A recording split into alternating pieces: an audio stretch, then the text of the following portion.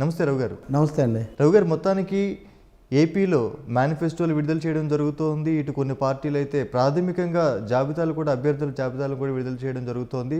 ఓవరాల్గా ఎన్నికల వాతావరణం ఎలా ఉందంటారు? అంటే ఎన్నికల వాతావరణం ఇంకా ఏముంది, తారాస్థాయికి చేరుతూ ఉంది. అంటే సన్నాహక దశ, అభ్యర్థులను ప్రకటించడము, తమ విధానాలు, అటు ఇటు వలసలు ఇవన్నీ నడుస్తున్నా తెలుగుదేశం పార్టీ ప్రకటించేసింది 100 మందికి పైగా. అంతకంటే ముందు, అందరికంటే ముందు వాస్తవానికి జనసేన పవన్ కళ్యాణ్ ప్రకటించారు 32 మంది, 9 మంది జాబితా. వైఎస్ జగన్, వైఎస్ఆర్ పార్టీ ఇవన్నీ రెడీగా ఉందన్నారు, కానీ వాళ్ళు ఇంతవరకు ముందుకు రాలేదు. ఇప్పుడు కొత్తగా మళ్ళీ ఈరోజు వాళ్ళ కుటుంబంలో విషాదం కూడా ఉంది కాబట్టి బహుశా అది మరింత ఆలస్యమయ్యే అవకాశం ఉంది. 16వ తారీఖు అని వాళ్ళు చెప్పారు. ఇప్పుడు ఇంకొంచెం ఆలస్యమైనా కానీ కూడా కావచ్చునేమో. మరి ఈ ఎన్నికల తేదీ దగ్గర పడుతున్న కొద్దీ వైసీపీ, టీడీపీ ఒక ఎత్తు అయితే, ఇటు జనసేన అటు ఎన్నికల ఉత్సాహం కనిపిస్తోంది. నెక్స్ట్ 5వ వార్షికోత్సవ సభ ఏర్పాటు చేసి మరింత ప్రజలకు చేరువయ్యే విధంగా అని చెప్పొచ్చు అంటారా? రాజమండ్రి మరోసారి జనసేన జెండాలతో, నినాదాలతో దద్దరిల్లిందని చెప్పొచ్చు అంటారు. నేను ఇదివరకు కూడా చెప్పాను, గోదావరి తీరంలో యువపవనం అనేది చాలా ఉధృతంగా వీసిందని మనం తప్పకుండా చెప్పొచ్చు. రాజమండ్రిలో ధవళేశ్వరం కవాతుతో పవన్ కళ్యాణ్ ఈ దశలో ఎన్నికల ఘట్టంలో ఆయన ప్రవేశించారు. నిన్న జరిగినటువంటి ఆవిర్భావ సభతో చాలా స్పష్టంగా తన విధానాలు, తన ఆవేశం, తనకున్న ఆకర్షణ, ఆదరణ 99 టీవీలో మీరు విశ్వరూపం అన్నారే, విశ్వరూపం అనేది ఒక పాజిటివ్ అర్థంలో కనుక తీసుకుంటే పవన్ కళ్యాణ్ ఆ విధంగానే నిన్న సమగ్రంగా తన ఆలోచన ధోరణిని ఆవిష్కరించారు. రెండోది ఆయన పట్ల ఉన్న ఆదరణ కూడా అక్కడ గొప్పగా కనిపించింది. మామూలుగా వీళ్ళు ఎక్కువగా నెత్తిన పెట్టుకునే పార్టీలు, ప్రచారం చేసే పార్టీల్లో ఎవరికైనా ఇందులో ఒక సగం జరిగి ఉంటే కూడా ఈ పాటికి మన మీడియాలో, బడా మీడియాలో మోత మోగించుండేవాళ్ళు. ఇక్కడ వాళ్ళ తృతీయ అయినందువల్ల వాళ్ళకు లేకపోయింది. కానీ బట్ అదర్వైజ్ ఒకటి చూడండి, తరచూ చాలామంది ప్రజారాజ్యంతో పోలుస్తుంటారు జనసేనను. ప్రజారాజ్యము, దానికి ఉన్న స్థానము, దానికి ఉన్న గౌరవము చిరంజీవి పట్ల ఉన్న దానికి జనసేనకు పూర్తి భిన్నం అనడానికి 5వ వార్షికోత్సవం జరగడమే ఒక నిదర్శనం. మా ప్రజారాజ్యం 5వ వార్షికోత్సవం జరుపుకునే పరిస్థితి లేదు, అంత స్థిరంగా ఒక విధంగా ముందుకు వచ్చినది కూడా లేదు. అప్పుడున్న పరిస్థితులు పూర్తి భిన్నం. అందుకని ఆ అనుభవం అనేది పవన్ కళ్యాణ్ను మరింత రాటు తేలడానికి దోహదపడిందని అనిపిస్తుంది. ఆయన మాట్లాడిన దాంట్లో కూడా విపరీతమైన ఆవేదన, ఆగ్రహము, ఆవేశము ఇవన్నీ కూడా మనకు కనిపిస్తాయి. బహుశా ఇవి కాస్త నిజాయితీగా చూసేవాళ్ళని, ఎవరినైనా నిష్పక్షపాతంగా పరిశీలించే వాళ్ళని తప్పకుండా ఆకట్టుకుంటాయని నేను అనుకుంటున్నాను. ఆ స్పందన కూడా అక్కడ ఉన్న సభికుల్లో ఉంది. అంటే ఏదో మొక్కుబడిగా కాకుండా ప్రతిదానికి కొంచెం మంచి పదము, కొంచెం చమత్కారం, కొంచెం ఆవేశం కనిపించినప్పుడు అంతా వాళ్ళు స్పందిస్తున్నారు. అంటే the identification with the leader is complete. Okay. అలాగే కొన్ని దశాబ్దాలుగా టీడీపీ వైపు నుంచి చంద్రబాబు నాయుడు ఎటువంటి మేనిఫెస్టో ఇస్తారు, ఎటువంటి పథకాలతో ముందుకెళ్తారనేది దశాబ్దాలుగా చూస్తున్నాం. వైసీపీ కూడా అతని యొక్క మేనిఫెస్టో ఆల్రెడీ గతంసారి కూడా చూసాం. కానీ ఇప్పుడు మీరు చెప్పినట్టుగా ఒక ఆవేశం, ఒక ఆందోళన, లేకపోతే ఒక ప్రజల వైపు నుంచి ఒక ఆలోచనతో ఉన్న పవన్ కళ్యాణ్ ఎటువంటి మేనిఫెస్టో ఇస్తారు, అతని దృష్టిలో ప్రజలు ఏం కావాలని కోరుకుంటున్నారు, ఇదంతా ఒక మేనిఫెస్టో రూపంలో తేవటం ఇతర మేనిఫెస్టోలతో పోల్చుకుంటే ఇది ఏ విధంగా ఉందంటారు? యాక్చువల్గా మేనిఫెస్టో ఒకటి, మేనిఫెస్టేషన్స్ ఒకటి. మేనిఫెస్టేషన్స్ అక్కడ వ్యక్తీకరణలు ఎలా ఉన్నాయని మీరు చూస్తే కనుక జగన్ విమర్శించట్లేదు, పవన్ విమర్శించట్లేదు, కేంద్రం అనేదాన్ని ఆయన పూర్తిగా తుత్తునియలు చేశారు. పూర్తిగా కేంద్ర ప్రభుత్వం ప్రత్యేక హోదా ఎందుకు ఇవ్వలేదు, మేము ఆంధ్రప్రదేశ్లో లేమా అనే ఒక మాట ఆయన చాలా గట్టిగా అన్నారు. రెండవది ప్రత్యేక హోదా విషయం, అసలు నేను కదా వాళ్ళకి దగ్గరగా ఉన్నాను, నేను బయటకు వచ్చేసి విమర్శిస్తుంటే జగన్మోహన్ రెడ్డికి ఏమైంది కేంద్రాన్ని విమర్శించడానికి అని పవన్ కళ్యాణ్ వేసినటువంటి ప్రశ్న చాలా కీలకమైంది. ఇంకా మూడోది, చంద్రబాబు నాయుడు ఇప్పుడు మోడీని విమర్శిస్తే అంటున్నారు, కానీ ప్రత్యేక హోదా మీద రకరకాల మాటలు మార్చి నేను అడుగుతున్నప్పుడు అవహేళన చేసిన మీరు దానికి ఎందుకు క్షమాపణ చెప్పరు, దానికి ఎందుకు చెప్పలేసుకోరు? నేను చాలాసార్లు ఈ మాట నేను చెప్పాను. ఇప్పుడేదో హఠాత్తుగా అటు కూర్చున్న వాళ్ళు ఇటు మారిపోయి ఇప్పుడు వీరంగం తొక్కేస్తే అంతకుముందు చేసిన దానికి ఏమవుతుంది? కాబట్టి ఆయన ఎవరిని స్పేర్ చేయలేదు. నిన్నటి సభలో ఎవరిని స్పేర్ చేయకపోతే కేసీఆర్ను కూడా, కేసీఆర్ ఉద్యమము, గౌరవం అని అంటూనే, తనకున్న సాన్నిధ్యం చెప్తూనే, ఆంధ్ర తెలంగాణల మధ్యలో సాగినటువంటి ఉద్యమము, పరస్పరం ఉద్రిక్తతలు ఈ పార్టీలు రెచ్చగొట్టినవే, ప్రజల మధ్య లేవు. కొంత రెండు వైపులా గాయాలు ఇవన్నీ కూడా ఉన్నప్పుడు మీరు జాగ్రత్తగా ఉండాలి కదా. ఇక్కడున్న పార్టీల మీద కోపం రాష్ట్రాల మధ్య యుద్ధంగా మారకూడదు అనే ఒక సందేశం కూడా ఆయన చాలా గట్టిగానే ఇచ్చారు. అంటే అది తెలంగాణ మిత్రులకు కొంత కష్టం కలగవచ్చు, లేకపోతే ఏదైనా జరగవచ్చు, కానీ బట్ అక్కడి నుంచి ఆయన ముందు నుంచి నోవాటేల్లో ప్రారంభించిన రోజు నుంచి ఈ విషయాల్లో ఆయన స్పష్టతగా ఉన్నాడు. ఉద్యమాన్ని గౌరవిద్దాం, రాష్ట్రాన్ని గౌరవిద్దాం, కానీ విమర్శ చేయాలి. ఆ విషయంలో నిజానికి చంద్రబాబు ఏమో రకరకాలుగా మాటలు మారుస్తూ ఉంటారు, జగన్మోహన్ రెడ్డి ఏమో దాదాపు ఆ విషయంలో ప్రత్యేక హోదా, ఈ తెలంగాణతో ఉన్న సమస్యలు వీటి విషయంలో పూర్తిగా మౌనం పాటిస్తుంటారు. ఆయనకు ఒకే ఒకటి target Telugu Desam and target chief minister అనేది ఒకటే ఉంటుంది. అక్కడే నేను అనేది మేనిఫెస్టోలోకి వెళ్లే ముందు మేనిఫెస్టేషన్స్ ఏంటంటే ఒక 3 విషయాల్లో పవన్ కళ్యాణ్ మిగతా వాళ్ళకంటే ఆయనకు ఒక అనుకూలత, బలమైన అనుకూలత ఏంటంటే, ఒకటి ఆయన క్లీన్ స్లేట్, గతంలో ఆయనకేమీ లేదు. రెండవది జనసేనకేమీ ఇదివరకు రాజ్యాంగ చట్టసభల్లో లేదు, అధికారంలో లేదు. అధికారాన్ని పంచుకునే అవకాశం ఉన్న అంచులకు కూడా పోకుండా ఆయన దూరంగా ప్రతిఘటనలో ఉండిపోయాడు. రెండవది ఎట్టి పరిస్థితుల్లో కూడా కార్పొరేట్ అజెండాను లేదా ఇప్పుడున్నటువంటి సరళీకరణ విధానాలు వీటిని జగన్మోహన్ రెడ్డి గారిని ఎప్పుడు చేయరు. చంద్రబాబు అది అమలు చేస్తారు, వైఎస్ఆర్ పార్టీ కూడా వాటిని అసలు దాటేస్తుంది. సంక్షేమ పథకాల గురించి మాట్లాడడం తప్ప సంపద లూటీ అయిపోతున్న విషయాన్ని వాళ్ళు ఎప్పుడూ మాట్లాడరు, ఇద్దరూ మాట్లాడరు. ఆ విషయం పవన్ కళ్యాణ్ చాలా నిస్సంకోచంగా మాట్లాడతారు. మాట్లాడటమే కాదు, ఆ ఎజెండా ఉన్నటువంటి కమ్యూనిస్టులతో కలిసి చేయడంలో కూడా మనకు ఆ తేడా కనిపిస్తుంది. ఇక మూడవది కేంద్రము, మోదీ, బీజేపీ అనేసరికి జగన్మోహన్ రెడ్డి ఒకవైపే చూడన్నట్టుగా ఎంతసేపటికి చంద్రబాబు నాయుడు వల్ల మోదీ చేయలేకపోయాడు అన్నట్టుగా చెప్తారు తప్ప, మోదీ చేయలేకపోతే చంద్రబాబు మౌనం వహించాడు, భజన చేశాడని అట్నుంచి ఇటు కాదు. ఇక్కడ ఈయన సమస్య లేకుండా మోదీని, చంద్రబాబును ఇద్దరు ఎవరికి ఇవ్వాల్సింది వాళ్ళకి ఇస్తూనే అక్కడికి వైఎస్ రాజశేఖర రెడ్డి మీద ఒక విమర్శ ఉంది. మొదటి దశ ఎన్నికల్లో ఒక విధంగా మాట్లాడారు, రెండో దశ ఎన్నికల్లో ఒక విధంగా మాట్లాడారు 2009లో. కానీ దానికి పవన్ కళ్యాణ్ ఒక సరికొత్త కోణం జోడించాడు ఈ సభలో. అందులో రాజకీయం ఉంది, ఎవరికి నచ్చినా నచ్చకపోయినా. ఆ రాజకీయం ఏంటంటే, మీ నాన్న కేసీఆర్ మీద, టీఆర్ఎస్ మీద అంత తీవ్రంగా విమర్శ చేస్తే మీరు ఆయన వారసుని అనుకుంటూ దాన్ని ఎలా నెత్తిన పెట్టుకుంటారనే ఒక కొత్త ప్రశ్న ఇంతకుముందు ఇప్పటివరకు లేదు చర్చలో అది.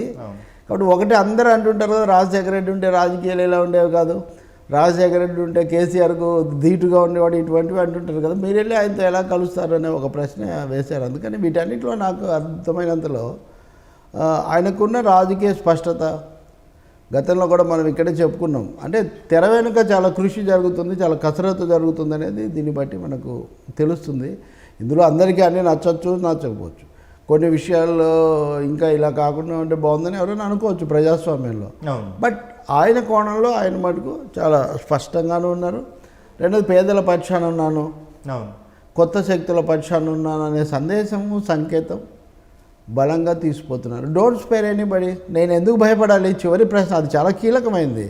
ఇప్పుడు ఎందుకు జగన్మోహన్ రెడ్డి గారు కేంద్రం మీద విమర్శలు చేయట్లేదు అని నాలాంటి వాళ్ళు మరీ గట్టిగా మాట్లాడితే, చర్చ ముగిసిన తర్వాత ఆ పార్టీ వాళ్ళు పక్కకు వచ్చి మీరు కూడా అలా మాట్లాడితే ఎట్లా సార్, ఆయన సమస్య అర్థం చేసుకోవాలి కదా, ఆయన మీద ఉన్నదని వాళ్ళు చెప్తారు. అర్థం చేసుకుంటాం, కానీ అటువంటివి నాకేం లేవు కదా. ఇప్పుడు చంద్రబాబు మీద అదే విమర్శ చేస్తాడు కదా జగన్. ఏమని, మీరు కేసీఆర్ ఓటుకు నోటు కేసు వల్ల భయపడి ఇక్కడికి వచ్చారంటారు.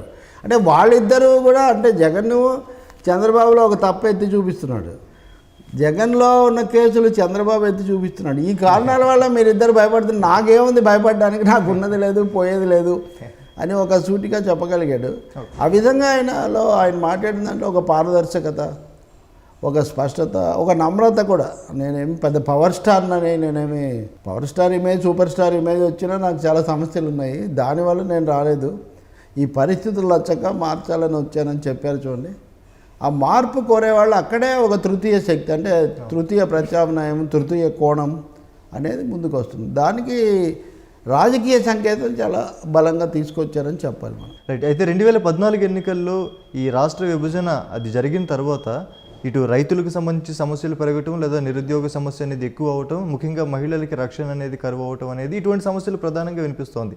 మరి జనసేన మేనిఫెస్టోలో కూడా ముఖ్యంగా రైతులకి పెన్షన్ అనేది ఇవ్వటం, అలాగే ఎకరానికి 8,000 రూపాయలు అని చెప్పటం, ముఖ్యంగా 6 నెలల్లో 1,00,000 ఉద్యోగాలు అని చెప్పేసి మొత్తం 5 ఏళ్ళలో 10 లక్షల ఉద్యోగాలు, ఇటువంటి పథకాలు ఒక ఓటు బ్యాంకుగా మారే అవకాశం ఉందంటారా? ఎందుకంటే ఏదైనా పదవి కోసం, అధికారం కోసం ఈ పోటీ ఉంటుంది కనుక. అంటే అధికారం కోసం పోటీ ఉండే మాట నిజమే, ఆ క్రమంలో ప్రజల సమస్యలు దృష్టిలోకి తీసుకొని పరిష్కరించాల్సిన విషయం కూడా నిజమే. కానీ సంపద దోచిపెట్టి సంక్షేమ పథకాల గురించి చెప్తే చాలదనే ఒక భావన ఇక్కడ వినిపించింది. ఇక పథకాల విషయానికి వస్తే ఒక సమగ్రత ఉంది ఇందులో. ఆ సమగ్రత ఏంటంటే మీరు అన్నట్టుగా రైతాంగ సంక్షోభం, రుణమాఫీ అని, రైతు బంధు అని, అన్నదాత సుఖీభం అని రకరకాల పేర్లు పెట్టారు. కానీ కీలకమైనది రైతుకు కావాల్సింది పరపతి, గోడౌన్లు, మూడవది మార్కెటింగు, నాలుగవది నీళ్లు. ఈ 4 అనేది జైతి ఘోష్ కమిషన్ కూడా చెప్పిన సిఫార్సు, స్వామినాథన్ చెప్పిన సిఫార్సు కూడా అదే.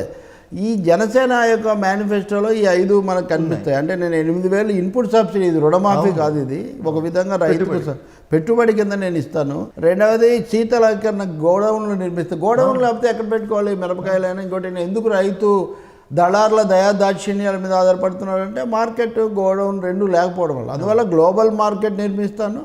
మూడవది గోడౌన్లు కూడా ఏసీ గోడౌన్లు కూడా పెడతామని చెప్పినవి, అవి చాలా కీలకమైనవి. అలాగే నదులు ప్రాజెక్టులు వచ్చినప్పుడు ఉత్తరాంధ్ర, రాయలసీమకు ప్రాధాన్యతనిచ్చి వాటిని పూర్తి చేస్తారని కూడా చెప్పారు. అంటే ఏ 5 అంశాలు అయితే జైతి ఘోష్ కమిషన్ వాళ్ళు నొక్కి చెప్పారో ఆ 5టికి కూడా ఇందులో అవకాశం కల్పించారు. ఆ తర్వాత విద్య, వైద్యం అనేవి పూర్తిగా ప్రైవేటైజ్ అయిపోవడం అనేది ఒక పెద్ద సమస్య. వీళ్ళు మేము ఆరోగ్యశ్రీ ఇస్తాము, ఇంకోటి ఇస్తాము, ఇటువంటివి చెప్తూ వస్తున్నారే కానీ ప్రజా వైద్యము, ప్రజల విద్య, ప్రాథమిక విద్య, ఉచిత విద్య అనేది ఎజెండాలో నుంచి వెళ్ళిపోయింది. ఇంకా మీరు చెప్పాలంటే మేము కార్పొరేట్కి ధీటుగా పెడతాము, మేము మోడల్ స్కూళ్ళు పెడతాము, ఇటువంటివి చెప్తున్నారు తప్ప సార్వత్రిక విద్య, యూనివర్సలైజేషన్ ఆఫ్ ఎడ్యుకేషన్ అన్నది క్రమంగా ఎజెండాలో నుంచి పోయింది. ఇదంతా గ్లోబలైజేషన్లో జరిగినటువంటి గ్లోబల్ అయిపోయాయి ఇవన్నీ. ఇప్పుడు జనసేన మేనిఫెస్టోలో కేజీ నుంచి పీజీ ఉచిత విద్య నేను చేస్తామని, రెండవది కాలేజీలు కూడా మండలానికి కూడా వీలైతే పెడతామని, ఇవన్నీ చెప్పడం అనేది విద్యారంగానికి సంబంధించిన ఒక సూచిస్తే, నిరుద్యోగులు మరీ ముఖ్యంగా యువత, జనసేన వెనుక ఉన్నది యువతే, అంత ఎక్కువ మంది చేరడానికి ఒక కారణం కూడా నాయకులు గొప్ప కబుర్లు చెప్తున్నారు కానీ మా సమస్యలు అయితే తీరడం లేదనేది. ఇప్పుడు తెలంగాణ వస్తే ఉద్యోగాలు చాలా ఎక్కువగా వస్తాయని ఆశించారు, ఏమొచ్చాయి, ఉదాహరణకు రాలేదు, చాలా పరిమితం అనేది వాళ్ళే ఒప్పుకుని ఉంటారు. అలాగే మోడీ గారు ఏటా 2 కోట్ల ఉద్యోగాలను అవేం జరగలేదు. నిజానికి దేశంలో నిరుద్యోగం అన్నది ఎప్పుడూ లేనంత ఎక్కువగా ఇప్పుడు 6.1%, 6.7% చేరిందని లెక్కలు చెప్తే, మోదీ గారు లెక్కలు తగ్గించారని అలిగి ఆ స్టాటిస్టిక్స్ డైరెక్టర్ అసలు వెళ్ళిపోయాడు. ఈ నేపథ్యంలో చూస్తే పవన్ కళ్యాణ్ సభలో ఉపాధి కల్పన అనే దానికి చాలా ప్రాధాన్యత ఇవ్వడం చాలా ముఖ్యమైనది. దాంట్లో కూడా రిజర్వేషన్లకు సంబంధించి కూడా చాలా రాజకీయాలు చేశారు. నిన్న ఎవరో అడుగుతున్నాం, కాపుల రిజర్వేషన్లు 9వ షెడ్యూల్లో పెడతామన్నారు కదండి. పెడతామన్నది ఎవరు? ఇంతకుముందు వైసీపీ వాళ్ళు, టీడీపీ వాళ్ళు ఇద్దరు ఒకరినొకరు తిట్టుకున్నారు కదా. ఇద్దరు రిజర్వేషన్ కల్పిస్తామన్నారు, మీ రిజర్వేషన్ సరైనది కాదంటే మీది కాదన్నారు, నాకు అధికారం లేదు అని జగన్ చెప్పారు. దాన్ని 9వ షెడ్యూల్లో పెడితే ఏ సమస్య లేకుండా పోతుంది కదా అని ఒక మాట. ఇది కొంతమంది దీన్ని కులం కోణంలో వ్యాఖ్యానించడం కూడా సమంజసం కాదు. మరి ఇదివరకు ఉన్న వాళ్ళ కులం అది కాదు కదా. వాళ్ళు కూడా మేము కల్పిస్తామని ఎందుకు వాగ్దానాలు చేశారు? మైనార్టీలకు సచార కమిషన్ సిఫార్సులు అమలు చేస్తామని చెప్పారు. ఇది కూడా బీజేపీకి ఏమాత్రం మింగుడు పడనటువంటి ఒక విషయం. ఇందులో మత సామరస్యము, లౌకిక దృక్పథం, మైనార్టీల గురించి ఆయన అక్కడ మాట్లాడారు కూడా. రెల్లి కులస్తుల గురించి, రెల్లి వాళ్ళ సమస్యల గురించి ఆయన చాలా కాలంగా చెప్తూ వస్తున్నారు. రెల్లి కులం తీసుకుంటానని కూడా ఒక చోటు చెప్పారు. నేను నెల్లూరులో ఉన్నప్పటి నుంచి కూడా చూస్తున్నాను. వాళ్ళ కోసం చర్యలు స్వచ్ఛ భారత్ అనుకుంటూ రెల్లి కులస్తుల కోసం ఈ దేశంలో చర్యలు తీసుకోవట్లేదు. నిజంగా చాలా ఘోరమైన విషయం. ఎప్పుడో కరుణశ్రీ గారు అదే పాకీ పిల్ల మీద గొప్ప పాట రాశారు. ఘంటసాల గారు కూడా పాడేదండి. పాకీ పిల్ల పాదాలు తాకితే భూమి పవిత్రమైపోతుంది అన్న పద్ధతిలో ఆయన రాశారు. పాకీ అంటే పవిత్రమని, పాకిస్తాన్ అని మనం అనేది అదే. కానీ నిజానికి పాకీ పని వాళ్ళు, రెల్లి కులస్తులని చాలా తక్కువగా ఉన్న పరిస్థితులు. వాళ్ళ గురించి కూడా అంతగా మాట్లాడారంటే పూర్ ఆఫ్ ది పూరెస్ట్ అంటారు చూడండి గాంధీ గారు. ఆ పద్ధతి, ఆ ధోరణి ఇందులో మనకు కనిపిస్తుంది. ఇవన్నీ కూడా తప్పకుండా మనం స్వాగతించదగిన విషయాలు. మహిళల విషయంలో నిర్భయన్ గురించి ఈయన చేసినటువంటి 33% రిజర్వేషను, ఇవన్నీ కూడా. ఇంకోటి, రిజర్వేషన్లు తెచ్చిన ఒడిదుడుకులు దృష్టిలో పెట్టుకున్నప్పుడు అందరికీ కూడా అవకాశాలు కల్పిస్తామని ఒక మాట కూడా చెప్తూనే ఆయన ఏమన్నారంటే, పోటీ పరీక్షలు ఒకసారి ఫీజు కడితే చాలు, ప్రతిదానికి కట్టక్కర్లేదన్నారు. మీలాంటి యువకులకి చాలా బాగా ఆకట్టుకు. ఎందుకంటే అదే ప్రభుత్వము, అదే శాఖ, అదే సర్వీస్ కమిషన్, ప్రతిదానికి వాళ్ళకు వందలు వచ్చేస్తున్నాయి. అసలు అడ్మిషన్ ఫారాలకే 1000 రూపాయలు కట్టుతున్న పరిస్థితి. కోచింగ్ ఇన్స్టిట్యూట్లకు మళ్ళీ లక్షలు కోట్లు తగలేసే పరిస్థితి. అంటే మనమే నిరుద్యోగం సృష్టించి మళ్ళీ మన నియామకాలు ఆపేసి మళ్ళీ వాటి కోసం లక్షల మందికి పోటీ పెట్టి వాళ్ళందరి దగ్గర ఫీజులు వసూలు చేయడం చాలా దోపిడీ, చాలా ఒక విధంగా చాలా క్రూరమైన విషయం. అందుకని ఇలాంటి అన్ని కోణాల నుంచి కూడా దీంట్లో చోటు కల్పించారంటే నేను అనుకోవడం చాలా కసరత్తు దీని మీద జరిగింది అనేది చాలా స్పష్టం. మిగతా పార్టీల కంటే అందులో ఆ విషయంలో ఆయన ముందుకు వచ్చారు. ఓకే, అయితే ఎన్నికల రణరంగంలో ఈ జనసేన విడుదల చేసిన మేనిఫెస్టో ప్రభావం ఇతర పార్టీలపై ఏ విధంగా పడే అవకాశం ఉంది, అలాగే ముఖ్యంగా ఏపీ రాష్ట్ర ప్రజలపై ఏ విధంగా ఆ ప్రభావం ఉండే అవకాశం ఉంది? విధానపరమైన అంశాలు ఇంకా మేనిఫెస్టోలో ముఖ్యంగా సెజ్జులు వీటికి వచ్చినప్పుడు 2013 భూసేకరణ చట్టాన్ని యథాతథంగా అమలు జరపడం అనేది చాలా ముఖ్యమైనది. ఎందుకంటే తెలంగాణ ప్రభుత్వము ఆంధ్రప్రదేశ్ ప్రభుత్వం కూడా అంటే చంద్రబాబు కేసీఆర్ కూడా చాలా ఏమో తిట్టుకుంటారు, కానీ ఇద్దరు ఆ భూసేకరణ చట్టానికి ఇక తూట్లు పొడిచి పక్కన పెట్టే సవరణలు తీసుకొని వచ్చి కొత్త చట్టాలు పంపిస్తే కేంద్రం లక్షణంగా ఆమోదించింది. అంటే వీళ్ళు రాజకీయంగా ఒకరినొకరు ఎంత తిట్టుకున్నా విధానాల పరంగా వీళ్ళ మధ్య ఎలాంటి తేడా లేదనమాట. పవన్ కళ్యాణ్ ఈ మేనిఫెస్టోలో ప్రకటించిన వాటిలో 2013 భూసేకరణ చట్టం తీసుకొని రావడం అనేది ఒకటి. తర్వాత కోస్టల్ కారిడార్ అని ఇంకొకటి అని పెట్టి చాలా దీర్ఘమైన తీరం, సముద్ర తీరం ఉంది ఆంధ్రప్రదేశ్కి సంబంధించి. ఆ మత్స్యకారుల మీద పెద్ద దాడి జరుగుతుంది. ఇప్పుడు అమరావతిలో కూడా కృష్ణా తీరంలో ఉన్న వాళ్ళ ఉపాధి పోయిన పరిస్థితి ఉంది. అందుకని మత్స్యకారుల సంరక్షణకు సంబంధించిన అనేక నిర్దిష్టమైన 4-5 అంశాలు దాంట్లో పొందుపరచడం అనేది మనం చూస్తాము. ఇంకోటి తరచూ ఉద్యోగుల విషయంలో ఉద్యోగులకు ఉన్న సిపిఎస్ పద్ధతి, కాంట్రిబ్యూటరీ పెన్షన్ స్కీమ్, దీని మీద చాలా తీవ్ర స్థాయిలో ఉద్యోగులు దేశమంతా ఆందోళన చేస్తున్నారు. అన్ని పార్టీలకు చెందిన కార్మిక సంఘాలు కూడా సమ్మెలు చేస్తున్నాయి. కానీ ఆయా పార్టీల ప్రభుత్వాల మటుకు సిపిఎస్ను తొలగించట్లేదు. కేరళ ప్రభుత్వం తొలగించింది, ఇంతకుముందు త్రిపుర ప్రభుత్వం అమలే చేయలేదు. ఇప్పుడు మిగిలిన వాళ్ళు మటుకు దాని మీద హామీ ఇవ్వరు. సో నేను సిపిఎస్ రద్దు చేస్తానని ఉద్యోగ వర్గాలకు సంబంధించి ఒక కీలకమైన ఒక హామీ ఇందులో ఇచ్చారు. అలాగే చిల్లర వ్యాపారులు అంటే తోపుడు బళ్ళ వ్యాపారులు, స్ట్రీట్ వెండర్స్, ఇటువంటి వాళ్ళు ఒక్కసారి పన్ను కడితే చాలు. అమెరికాలో కూడా $100 కడితే చాలు.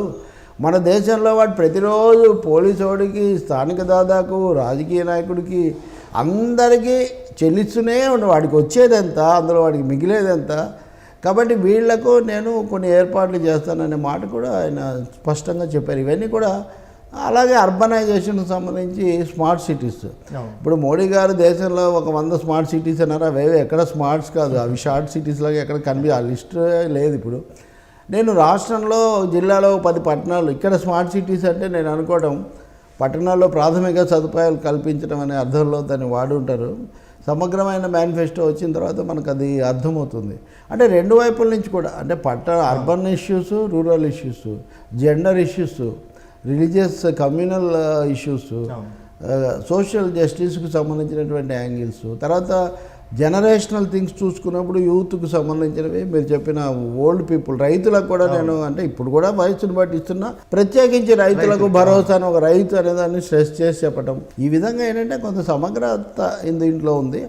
సమగ్రతతో పాటు ఒక సామాజిక కోణం కూడా అంటే రైతుల భూమిని కాపాడడం, ప్రకృతి వనరులను కాపాడడం అనేది ఉంది. బహుశా ఇంకా పూర్తి మేనిఫెస్టో వచ్చాక మనం అంటే మొత్తం ఇది ప్రభావం ఇటు ఇతర పార్టీలపైన లేకపోతే రాష్ట్ర ప్రజలపై ఏ విధంగా పడే అవకాశం అంటే తప్పనిసరిగా మనం ఇదివరకు చూసాం కదా, మమ్మల్ని మీరు కాపీ కొట్టారంటే మేము మేమే కొట్టాం కాపీ అన్న పద్ధతిలో. తర్వాత డేటా వారిలో పడ్డారు. కానీ ఇవన్నీ ఏమైనా కొత్తగా అండి, పెన్షన్లు కానీ ఇంకోటి కానీ ఎప్పటి నుంచో ఉన్నవి, వాటిని సరైన పద్ధతుల్లో చేయటము.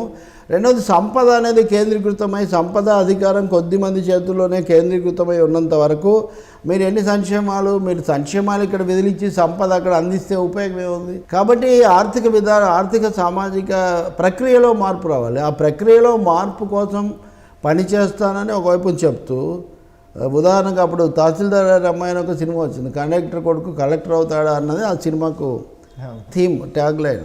ఇప్పుడు కానిస్టేబుల్ కొడుకు కూడా చీఫ్ మినిస్టర్ కావచ్చు అని ఒక మాట తీసుకొచ్చారు. అంటే సోషల్ జస్టిస్ అన్నప్పుడు అధికారం, రాజ్యాధికారం బదలాయించబడవచ్చు, ఆర్థిక వనరులు కూడా కొద్దిమంది చేతుల్లో ఉండకూడదు. అప్పుడు వనరులు లేకుండా మీరు సంక్షేమ పథకాలు చేయలేరు కదా. ఇప్పుడు ఆంధ్రప్రదేశ్ పూర్తి అప్పుల్లో ఉంది. రైతు రుణమాఫీ 4వ దఫా అమలే కాలేదు. దాన్ని పెండింగ్లో పెట్టి మీరు అన్నదాత సుఖీభవ అని హడావుడి చేశారు. దానివల్ల ఉపయోగం ఏముంది? అప్పుడు రుణమాఫీ వద్దు అన్నారు జగన్మోహన్ రెడ్డి గారు, ఇప్పుడేమో ఆయన పెన్షన్ పెంచుతాను, అది నా వల్లే కాపీ అంటున్నారు. కాబట్టి ఈ పొంతన లేని ఒక పరిస్థితి ఉంది ఈ వాగ్దానాల పోటీలో. అలా కాకుండా నేను ఇంకా డబ్బులు ఎక్కువగా ఉంటే ఇంకా ఎక్కువగా ఇస్తానంటే ఒకటేమంటే ఏదో విమర్శలు చేయటం కాదు, నన్ను అధికారంలోకి తీసుకొస్తే ఈ పథకాలన్నీ అమలు చేస్తారని ఒక కాన్ఫిడెన్స్ కూడా, దీంతో పాటు ఒక కాన్ఫిడెన్స్ లెవెల్ ఇవ్వటం కూడా మనకు కనిపిస్తుంది. మరి ఈ ప్రభావం ప్రజలు కూడా తప్పకుండా ఇప్పుడు అక్కడ వచ్చిన స్పందనను బట్టి చూస్తే ఇందులో చాలా వాటిని అక్కడ ఉన్న యూత్ అయితే వాళ్ళు దాన్ని ఆహ్వానిస్తున్నారు. రెండవది తప్పకుండా అన్ని పార్టీలు కూడా వాగ్దానాలు చేస్తాయి కదా, ఇదే మొదటిసారి కాదు కదా, మిగతా పార్టీలు కూడా ఇప్పుడు వైసీపీ వాళ్ళు కమిటీ చేశారు, ఫిబ్రవరిలో కొన్ని సూచనలు చేశారు, సూచనప్రాయంగా చెప్తున్నారు. కంప్లీట్ మేనిఫెస్టో ఇంకా విడుదల కాలేదు. తెలుగుదేశం పార్టీ కంప్లీట్ మేనిఫెస్టో కూడా ఇంకా విడుదల కావాల్సి ఉంది. ఒకటి ఏమంటే ఈ పార్టీలు మేనిఫెస్టోలో ఉన్న విషయాలు అమలు చేయకుండా చంద్రబాబు ఏదో రైతు రుణమాఫీ ఒక ఉదాహరణ. అందుకని అలా కాకుండా ఇప్పుడు కరెంట్ ఉందనుకోండి, ఉచిత కరెంట్ ఇస్తాను రాజశేఖర రెడ్డి అన్నప్పుడు వద్దు కుదరదని చంద్రబాబు అన్నారు. మరి ఆయన ఇస్తున్నారు కదా. ఈ సమస్య లేకుండా జనసేన సోలార్ హీటర్లు ఇస్తాము, సోలార్ పంపులు ఇచ్చేస్తామన్నారు. అప్పుడు ఉచిత విద్యుత్ ఈ సంవత్సరం సోలార్ విద్యుత్ అని మీరు ఇంత హడావుట్ చేస్తున్నప్పుడు ఆ పంపులు ఏవో రైతులకు వేస్తే పోతుంది కదా అని. అంటే కొద్దిగా ఈ ప్రభావం ఇతరుల మీద కూడా పడుతుంది. మనం చూస్తే బీజేపీ, కాంగ్రెస్ లేదా టీఆర్ఎస్ మా రైతు బంధు కాపీ కొట్టారని ఒకరినొకరు అనడం మనం చూస్తున్నాము. ఇక్కడ సమస్య లేకుండా ఇప్పుడు అది ఆయన ముందే చెప్పారు కాబట్టి నేను అనుకోవటం మిగతా వాళ్ళ మేనిఫెస్టోలు ఇంకా రాలేదు. తప్పకుండా జనసేన మేనిఫెస్టోను ఈ అంశాలను కూడా దృష్టిలో పెట్టుకొని వాళ్ళు కొంచెం మార్పులు చేయడానికి ఒక ప్రయత్నం తప్పుడు జరగవచ్చు. రెండవది జనసేన దాన్ని కూడా కేవలం ఏదో ఇప్పటివరకు అస్పష్టంగా ఉన్నదాని బదులు ఇది మా వేదిక, ఇది మా ప్లాట్ఫాము, దీనికోసం పనిచేస్తామని చెప్పడము, దాన్ని బలంగా చెప్పడము, బలంతో చెప్పడము, జనబలంతో చెప్పడం, ఊరికే ఏదో కార్యాలయంలో విడుదల చేయడం కాకుండా మామూలుగా ఎంతో కాన్ఫిడెన్స్ ఉన్న పార్టీలు తప్ప ఎన్నికలు ఇంత దగ్గరకు వచ్చిన తర్వాత భారీ సభలు పెట్టవు. నియోజకవర్గాల్లో సభలు పెట్టి సరిపెట్టేస్తాయి. భారీ సభలు సమీకరణల ఘట్టం అయిపోయిందని అక్కడ కూడా సుప్రీం కాన్ఫిడెన్స్ అనేది ఒకటి మనకు దాంట్లో గోచరిస్తుంది. బహుశా ఈ మేనిఫెస్టో, ఈ ప్రణాళికలో అంశాలు జనసేన పట్ల ఉన్న ఆదరణను ఇంకా పెంచి అభిమానించే వాళ్లకు ఆత్మవిశ్వాసం కలిగించడానికి దోహదపడతాయి. 2014లో అప్పుడు ఉన్న పరిస్థితుల దృష్ట్యా ఆంధ్రప్రదేశ్ రాష్ట్రాన్ని అభివృద్ధి చేస్తారని లేదా పునర్నిర్మాణించడంలో దోహదపడతారు, బాగా చేస్తారని చెప్పి చంద్రబాబు నాయుడుకి అధికారం ఇవ్వటం అనేది అప్పటికి ప్రధానంగా వినిపించిన వాదన. మరి ఇప్పుడు పవన్ కళ్యాణ్ ఆలోచనలు, అతని ఆవేదన, అతను ప్రజల వైపు నుంచి చూసే విధానం, ఇవన్నీ కూడా 2019 ప్రజలు మన్ననలు పొందే అవకాశం ఉందంటారా ఈ ఎన్నికల్లో? తప్పకుండా అండి. ఇప్పుడు ప్రజలకు కనుక నమ్మకం కలిగితే ప్రజలు ఓట్లు వేసే అవకాశం చాలా ఎక్కువగా ఉంటుంది. రెండవది ఇంత సభలు, ఇంత కదలిక, వచ్చిన ఆదరణ ఇదంతా నిరర్థకంగా పోదు కదా, ఇది ఓట్లలోకి ట్రాన్స్లేట్ కాదు అని మనం ఎందుకు అనుకోవాలి. మూడో విషయం ఏంటంటే దీన్ని నిరాకరిస్తున్నారు. కానీ నేను ఒక బయట కూడా పెట్టాను పోస్టు. టైమ్స్ గ్రూప్ వాళ్ళ సర్వేలో పవన్ కళ్యాణ్కు 15% ప్రజాదరణ ఉంది. ఈ 15% ఈ నెక్ అండ్ నెక్ రేస్లో చాలా కీలక పాత్ర వహిస్తుందని రాశారు. హిందూ నిన్న రాసినటువంటి ఎలక్షన్ రౌండప్లో ఈ రెండు పెద్ద పార్టీలు పోటీ పడుతున్నాయి. కానీ Pawan Kalyan Janasena factor may upset the calculations అని చెప్పి వాళ్ళు కూడా రాశారు. అంటే ఇద్దరి మీద మొహం వచ్చినప్పుడు మూడో వ్యక్తిని ఆదరించడంలో కూడా పెద్ద ఆశ్చర్యం లేదు. నేను స్వయంగా 2 ఎన్నికలు చూశాను, అంటే చాలా చూశాను, అందులో 2 చెప్పుకోదైనవి. 78లో ఇందిరాగాంధీ గారు కాంగ్రెస్ నుంచి బయటకు వచ్చి ఇందిరా కాంగ్రెస్ పెట్టినప్పుడు సంస్థ కాంగ్రెస్ చాలా బలమైంది. ఇందిరా కాంగ్రెస్ తరఫున నిలబడిన అభ్యర్థులందరూ కొత్త వాళ్ళు, బలహీనులు, అసలు వాళ్ళు ఎవరికి తెలియదు. ఇక్కడేమో పెద్ద పెద్ద మంత్రులు, పెద్ద పెద్ద హేమాహేమీలు ఉన్నారు. కానీ ఈ కాంగ్రెస్ అసలు ఎక్కడికి పోయిందో తెలీదు. ఇందిరా కాంగ్రెసే చాలా బ్రహ్మాండంగా అధికారంలోకి వచ్చింది. సో ఆల్సో ఎన్టీ రామారావు గారు 83లో పార్టీ పెట్టినప్పుడు ఆయన నిలబెట్టిన చాలామంది అభ్యర్థులు డాక్టర్లు, లెక్చరర్లు, గుమాస్తాలు, వాళ్ళు చాలామందికి తెలియదు. కానీ వాళ్ళందరూ ఇప్పుడు మంత్రులై ఉన్నారు. కాబట్టి కొత్త శక్తులు, కొత్త గొంతులు, కొత్త భావన అది వచ్చినప్పుడు అప్పుడు లేనిది ఒకటి ఏంటంటే కమ్యూనిస్టులు. ఇప్పుడు ఎన్టీఆర్ కమ్యూనిస్టులతో పొత్తుకు ప్రయత్నించారు, అది ఫలించలేదు. చిరంజీవి ప్రయత్నించారు, అది ఫలించలేదు. కానీ పవన్ కళ్యాణ్ విషయంలో అది ఫలించింది. కాబట్టి ఈ ఎన్నికల రంగంలో 3 పార్టీలు కలిసి వెళ్తుంది, ఇది ఒకటే. కాబట్టి దానివల్ల తప్పకుండా వేడినీళ్ళకి చన్నీళ్ళగా ఒకరికొకరు తోడవటం కూడా ఒక అదనపు అంశంగా ఉంది. మూడోది ఇప్పుడు మనం చూస్తున్నాం కదా, ఆఖరికి ప్రతిదీ అనుమానాస్పదం, ప్రతిదీ వివాదాస్పదం అయిపోయింది. ఇలాంటి పరిస్థితుల్లో వీటికి అతీతంగా ఒక విశాల దృక్పథంతో, ఒక జనాకర్షణతో ముందుకు వస్తున్న వ్యక్తిని ఎందుకు ఆదరించరని అనుకోవాలి మనం. తప్పకుండా నేను చెప్పినట్టుగా ఈ will play very important role. Okay. అది టర్నింగ్ పాయింట్ కూడా రాష్ట్ర రాజకీయాల్లో కూడా కావచ్చు. ఇక్కడ అయితే తద్వారా అది జాతీయ రాజకీయాలకు కూడా ఒక మెసేజ్ పంపించవచ్చు. ఉదయం ఏ విధంగా ఎన్టీఆర్ గెలిస్తే ప్రాంతీయ పార్టీలకు తేడా వచ్చింది. రైట్, థ్యాంక్ యూ రవి గారు. మరి ఇప్పుడున్న పరిస్థితులు బట్టి ప్రధాన ఉత్కంఠ అయినటువంటి జనసేన మేనిఫెస్టో అయితే విడుదలైంది. మరి మిగతా కాంగ్రెస్, బీజేపీ, టీడీపీ, వైసీపీ వారి మేనిఫెస్టోలు ఏ విధంగా ఉంటాయనేది చూడాలి. థ్యాంక్ యూ రవి గారు. ఇది ఇవాల్టి true talk with Talapalli Ravi. రేపటి కార్యక్రమంలో మళ్ళీ కలుద్దాం. చూస్తూనే ఉండండి 99 TV. Please subscribe New Waves.